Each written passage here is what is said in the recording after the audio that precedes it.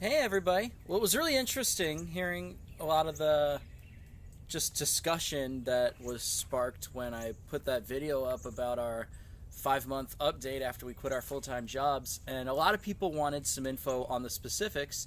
So I'm going to make a bunch of like 5 minute videos just kind of detailing one piece at a time how we figured out each part of the puzzle. And the first one is just the plan, making a plan that works. And I think something that a lot of people miss out on is not using a spreadsheet. If you've got everything set up on a spreadsheet, then you can sort of make a schedule of, okay, so financial independence, the quick version of it is save up enough money so that 4% of your net worth comes out to your living expenses, which means you never have to work again, right? That's like the super finish line goal. But for Coast Fire, there's two phases. There's accumulating money at your full-time job, and then coasting, and then full retirement. 3 phases, right? And that's really hard to figure out when you can actually transition from one phase to another. So I think using a spreadsheet is just really important for keeping everything straight with that.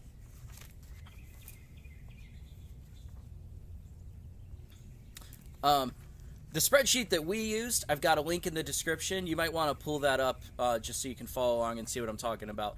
The variables that you have in it are your earning when you're working full-time, your expenses when you're working full-time, your earnings when you're coasting, your expenses when you're coasting, and your expected average return on your investments. Those are kind of all of them. And you got to figure out what all those are going to be.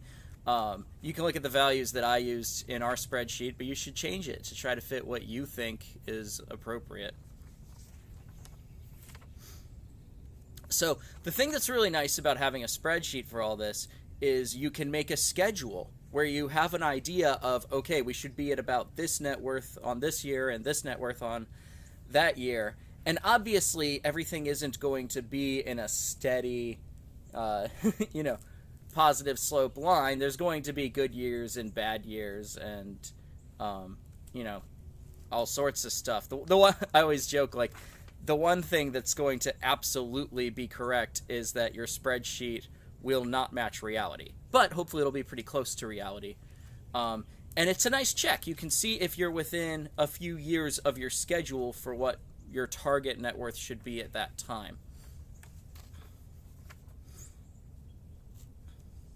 So you can play around with the numbers yourself on this thing, but the best I can figure is the right number for Coast Fire is something like about 1/3 of your full FI number to 1/2 of your full FI number. If you can get to about there, then after something like 15 or 20 years, the investment should be able to compound to that final finish line where all you're doing is saving up for the expenses. So about 1/3 to 1/2 of your full FI number, but I'd be interested to hear what you guys think playing with the numbers yourselves.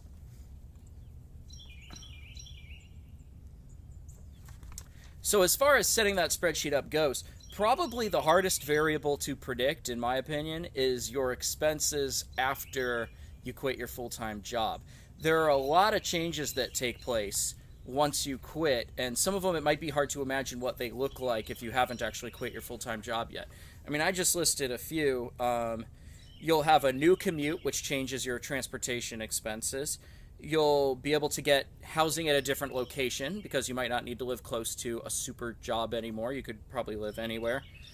Your tax situation for us changed dramatically. I'll do another episode talking about the specifics of our tax strategy. Your healthcare might change. You might make some new upgrades because you now have the time to, so you might be able to, I don't know. I know some people who order delivery food a lot because at their job they're not allowed to leave. Well, that won't be a problem anymore. So almost every line on your budget is going to change in some way once you get rid of the full-time job. And that's pretty difficult to predict, but you can just do your best at it, I guess. But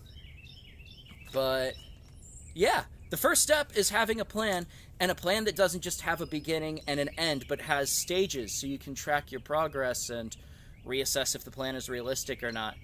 So, yeah, get some spreadsheets going. They really help. See you on the next one.